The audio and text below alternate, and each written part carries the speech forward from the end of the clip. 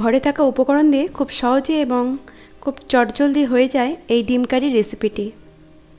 Hello everyone, JS ভিডিওর আরও একটা নতুন ভিডিওতে আপনাদের সবাইকে স্বাগত। আশা করছি যে যেখান থেকে ভিডিওটি দেখছেন সবাই ভালো আছেন, সুস্থ আছেন। এই ডিম কারি রেসিপিটি বানানোর জন্য আমার যে যে উপকরণগুলো লাগছে চলুন দেখে নেওয়া যাক। আমি নিয়েছি 10 থেকে 12টা রসুন, 1 ইঞ্চি মতো আদার টুকরো আর 2টো মিডিয়াম সাইজের টমেটো কুচি করে নিয়েছি। সবগুলো উপকরণ মিক্সার গ্রাইন্ডারের জারের মধ্যে দিয়ে এর মধ্যে একে একে অ্যাড করে দেব হাফ চামচেরও একটু কম গোলমরিচ আর বেশ কিছুটা ধনেপাতা কুচি। ধনেপাতার পরিবর্তে আপনারা কারি পাতা এবং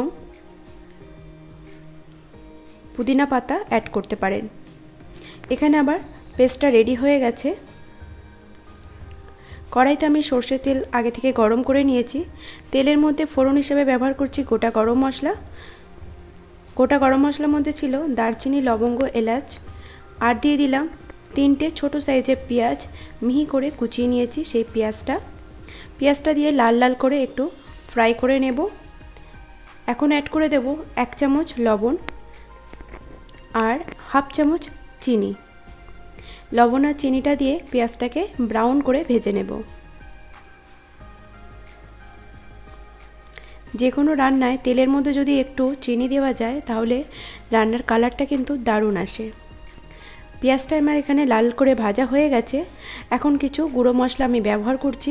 দিয়ে দিলাম 1 চামচ Kashmiri red chilli powder, half চামচ হলুদ গুঁড়ো, 1 চামচ জিরের গুঁড়ো, 1 চামচ ধনের গুঁড়ো।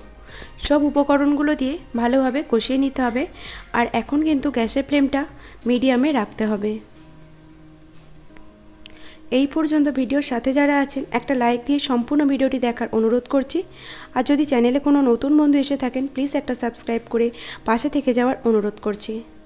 এখন আমি অ্যাড করে দিলাম যে পেস্টটা আমি বানিয়েছিলাম সেই পেস্টটা দিয়ে মিডিয়াম আঁচে কিছুটা সময় দিয়ে কষিয়ে নিতে হবে।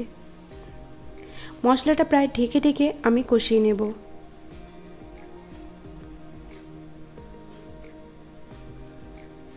পুরো রান্নাটা করতে আমার 15 মিনিট মতো সময় লেগেছিল।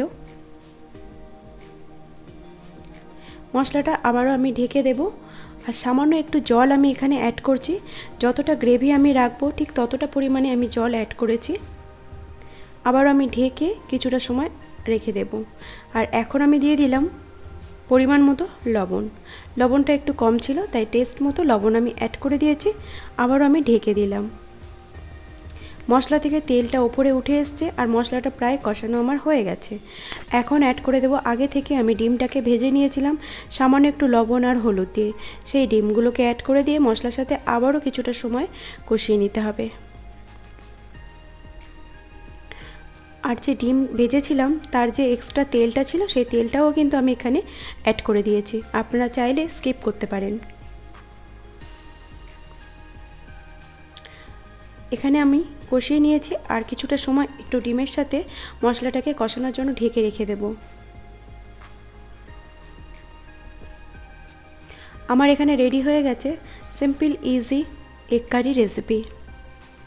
এভাবে অবশ্যই বাড়িতে একবার বানাবেন, আশা করছি আপনাদের ভালো লাগবে।